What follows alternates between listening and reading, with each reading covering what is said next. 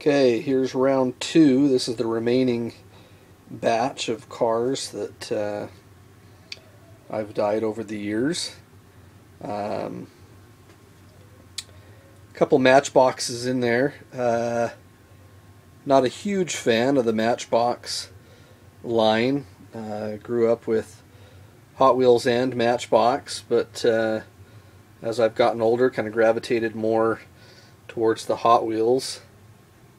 For whatever reason, I think I like the colors and maybe the styles of cars a little bit more. Been doing this for probably about 5 or 6 years. Probably equal amount of these cars have gone home with my nieces and nephews over the years. Favorite car, obviously the Dodge Charger, 69, 70, 68, 69, and 70 Chargers. I believe this was all one casting. Those Chargers there, and I think they were white, like a pearl white in the beginning. Probably one of the next favorite ones are these new Camaros. I really like those. Turn out really, really nice. Sometimes the decals just really pop out and turn out very, very, very nice.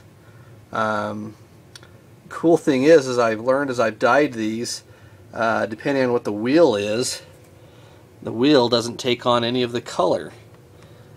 Stays the same color, with the exception of this one. This was a purple dye that I did, and that white wall kind of took on a little bit of the purple dye, and turned out pretty cool. Like I said, you'd like to use the light colored cars. They seem to take on the paint or the dye quite a bit better. Love the blues and the reds. Those turn out really, really nice. The big surprisers were these Lamborghinis. They were white, kind of like a pasty white or a matte, kind of a matte finish, not smooth. And boy, they turned out really, really nice the longer I left them in the dye. So either got some bright, vibrant like that yellow, or like that blue, kind of futuristic. My iPod here doesn't do these paint jobs really the best of justice on these cars. Kind of thought that one looked like the one in Batman that Bruce Wayne totaled. Pretty cool one. I like that. Much better than that just plain white color that it originally came with. So in this way, you got a favorite casting, a favorite car that you really, really like. This part of the hobby that I found kind of allows you to experiment with it. There's a scene machine.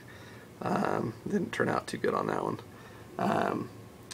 Allows you to take a favorite casting that you like, that maybe there's 20 or 30 of them on the pegs, and boy, get some dye, and depending on how long you leave it in the dye, you stick one in for a few minutes, and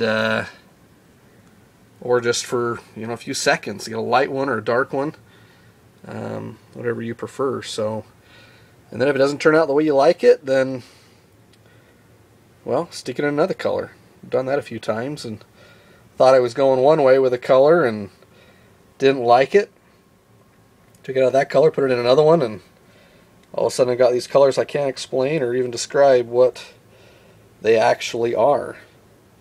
So yeah, just a great way to bring the collecting hobby to a new level, and fairly inexpensively as well. I've been using the same dyes for years, and I just add a little bit of dye here and there as I feel like it's weakening into my little plastic containers.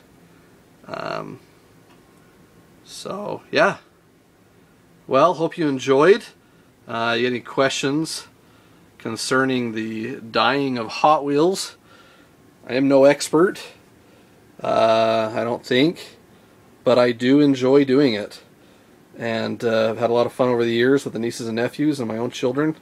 So yeah, any questions, please comment and subscribe to see future videos of my more vintage collection. I've got a couple red lines and a extensive Blackwall collection too, as well as steering rigs and truck coves. Those are my favorite. I've seen a couple of those in my stop motion videos, and a couple of these cars as well have made it into some of my premiere movies. So anyway, enjoy.